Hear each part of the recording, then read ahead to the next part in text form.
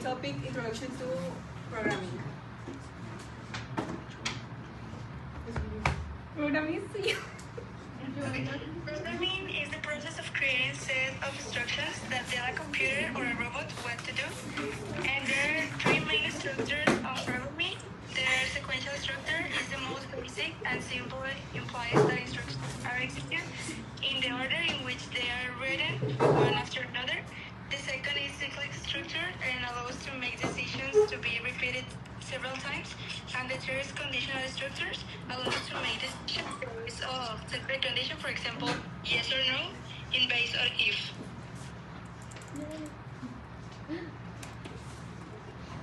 The step one is the algorithm.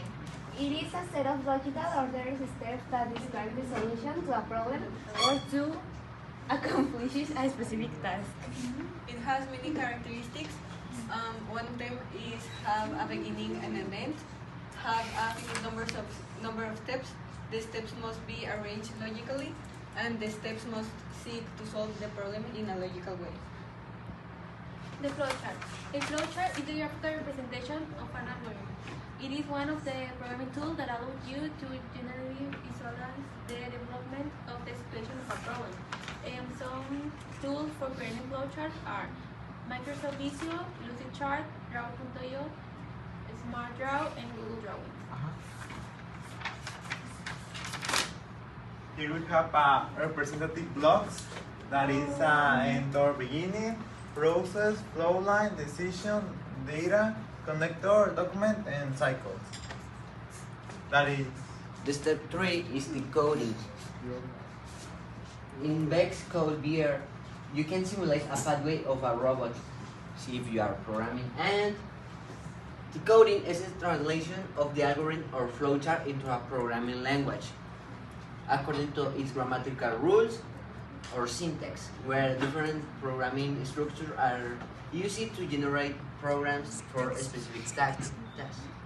These structures are sequential, cyclic, and conditional, and will be deepened in other courses.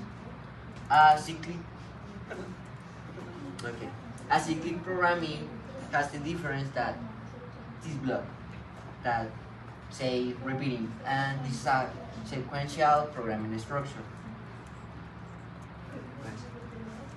An extra are two ways to move a program: by blocks or text path. One is more difficult to other. Well, that's it. A video.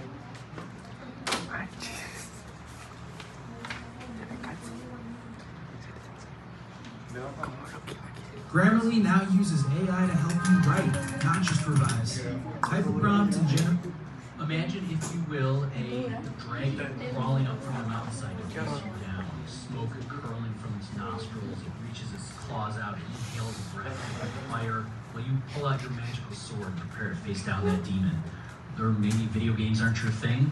Think about a complex financial report that comes up every weekend. It gets calculated every Friday afternoon, summing up tens of thousands of transactions, balancing accounts right down to the penny. Or an industrial floor full of 2-story tall machines that are going to perform a new job every day and convert raw material into some manufactured good. What do all of these scenarios have in common? They are all something awesome that a computer can do. And I think this is probably universally known at this point in our lives. Computers are amazing. They can do just about anything. But here's the important part about that.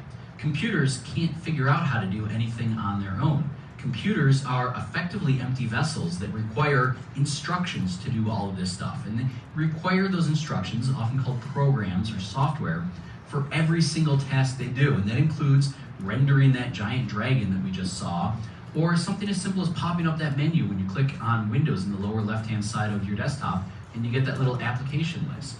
Computers can be thought of as kind of like a hot air balloon, right? A hot air balloon without any hot air is really just a pretty canvas laying on the ground. It's not until you fill it up with programs, with instructions, that it soars through the sky and does this incredible thing. And that's where programmers come in. That's where development enters the picture. There's a joke somewhere in here to be made about developers being full of hot air, but I'm not going to make it. I rather want to point out the fact that developers are not the hot air and developers are not the balloon. A programmer, a developer, is the furnace inside of the basket that's heating up the air. We are the engine that drives those computers. And it's an awesome job. I will absolutely never forget the first program that I ever wrote. I sat down with a book in front of my computer, something called QBasic, and I wrote this little program here, and all I did was ask for a person's name and then print it out. That's it. I said, what is your name? The person typed in their name, hit enter, and then it said, hello, whatever they had typed in. Man, this is such a simple program. But honestly, that's a lot of what programming is, solving simple tasks with simple solutions so that you can combine them together to solve larger problems. And there are a lot of different ways to be a programmer as well. Like I said, you're not limited to being this person who's huddled in the corner by themselves, clattering away on a keyboard.